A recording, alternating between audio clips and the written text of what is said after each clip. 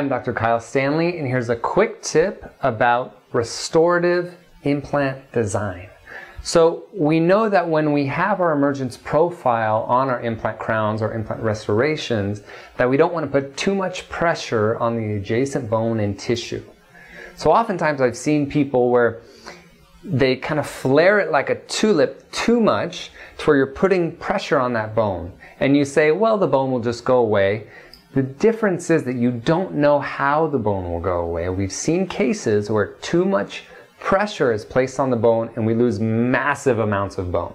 Now, we've also seen some where nothing really happens, but it's too risky. It's better in that case to actually reduce the bone yourself to know where it's going to go to so that you have a passive fit with your implant restoration. This will allow you to have better long-term tissue and bone results on your implant restorations for long-term success.